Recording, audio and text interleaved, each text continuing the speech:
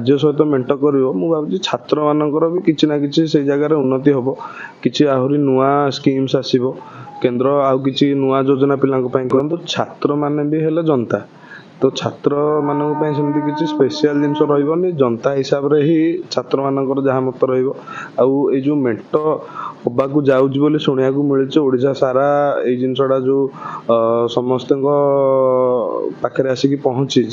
तो यही जिनसटारे माने मु कहया चाहिए जे माने मेंट गोटे बड़ चिंताधारा को लेकिन मेंट हो 400 पार मोदी जो नारा दौरान लोकसभा कि 400 पार एपाई नुह जे सत्तार आसवाई बरम लोक मानकर काम करने देखो केंद्र सरकार सबुबले छात्र मान सहित रही जदि केंद्र राज्य सहित मेंट कर भावी छात्र मानकर भी किसी ना कि से जगार उन्नति हम कि आहरी नुआ स्कीम्स आसो केन्द्र आउ कि नुआ योजना पिला जेहेतु ओडिशा सरकार आउ केंद्र सरकार मिसिकी ये जिनसटा मेंट कर सरकार करेंगे तो पिला अधिका फंड मिल पिला सुविधा टी अधिका हम ओके जो मैंने स्कॉलर्स पिला माने रहिले कि अलगा जो माने रहिले तो तांका पई गोटे नुआ वे खुलिबे जदी मेंटा हिला तो ना देखो स्कॉलरशिप तो आगुरु भी मिली आसी मु कहया कथा या जे जितले दीटा सरकार मिसुछंती से जगह रे फंडटा भी अधिका हबो डबल इंजिन रो सरकार हेले फंडटा भी डबल हबो हमर point of view cone BJD या बीजेपी मेंटो कोनी देखंतु आगुरी मध्य बीजेपी बीजेडी मेंट होता किंतु मते कहीं लगे कि बीजेपी हूँ प्रमुख विरोधी दल तेणुक विरोधी दल हिसाब से बीजेपी जो कर्तव्य लिभेवा कथा जो दायित्व लिभेवा कथा से कौटी ना कौटी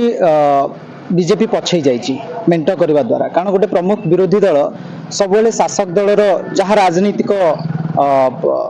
विषय भितर जहाँ आसूची जे शासक दलर दोष त्रुटि को आगू को आनिबा कथा जेतेबेले से मेंट सहित सामिल होउची सेटा कोठी ना कोठी पछरे पड़ी जिवो जे शासक दलर जो दोष दुर्बलता को विरोध करबा आ ताको लोकमानक सम्मुख को आनिबारे पछे जिवो आगुर मध्य चर्चा होतला जेमती बीजेपी बीजेडी बाहागर मध्य कांग्रेस करिथिला चर्चा होतला किंतु एबे मेंटटा आगू को आसीचे एवं बहुल भाव रे चर्चा होउची मते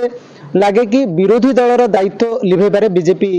पछको चली जिवो एवं मेंट एक राजनैतिक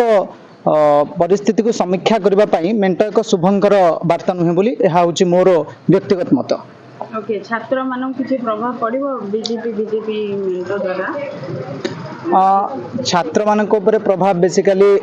जो छात्र मानकर जो माने बीजेडी ऊपर आशावादी थिबे से माने जो माने छात्र नेता विशेष करी थिबे से मानक ऊपर बहुल प्रभाव पड़िबो काईना से माने बीजेडी पई प्रायतः छात्र नेता माने ग्राउंड लेवल ले लढी थांती गोटे दल पई तो से जिते बीजेपी बीजेडी मध्य जिते मेंट हो तो से जो जो मुद्दा थी जो जो आदर्श नहीं कि काम करुवे से कौटी ना कौटी कुठारघात हम से गोटे प्रकार आउ गोटे जमी समस्ते कहते जे फैसिलिटी भी किसी मिल छात्र मान स्टूडेंट मान बहुत प्रकार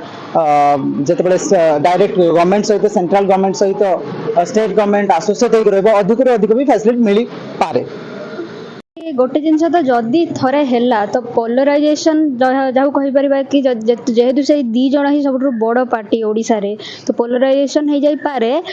जे डेमोक्रेसी रे तो 80% जनक पाखक पड़ेला तो विरोध किए करिवो किंतु आज स्टूडेंट हो बेनिफिट्स भी मिलबो स्टेट को बहुत बेनिफिट मिल पारिबो जे केंद्र और राज्य रे जदि दी जन जाकंकर अलायंस रहिला तो स्टेट को मिली पारे जे जते सब प्रोजेक्ट आछ डेवलपमेंट प्रोजेक्ट से सब रे हेल्प होई पारे ओडिशा रो स्टूडेंट मानक भी हेल्प हो पारे जमती कि स्कॉलरशिप हो गला कि पढ़ा जिनस को बहुत गुड़ा जिनस को नहीं आज भी जो देखा स्टेट आउ सेंटर भितर किछि किछि डिस्प्यूट अच्छी जे स्टेट गोटे प्रोग्राम जो लॉन्च कर सेंटर जो गोटे प्रोग्राम लॉन्च कर स्टेट ताकू निज हिसाब से अपोज करके निज हिसाब से आउ गोटे करुच्ची तो से जिनसा भी बंद हो जाई पारे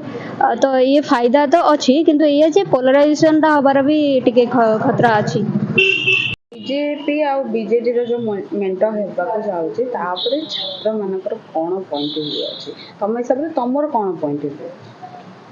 बीजेडी बीजेपी मेंट होपर्यंत किसी तार सेमती आसीनी खाली आम जहाँ शुणा पाचु कि न्यूज पेपर हो टीवी रू हो कि बीजेडी बीजेपी मेंट हबार संभावना अच्छी आज ए स्टूडेंट ତ ମୋତେ ଲାଗୁଛି ଯଦି ବିଜେପିର ମେଣ୍ଟ ହେଉଛି ସେଥିରେ ଆମର କିଛି ପ୍ରୋବ୍ଲେମ୍ ବି ହେବନି। ହଁ ଯେ ଆପଣ ଜାଣିଥିବେ ଏବେ ବିଜେଡ଼ି କେତେ ସବୁ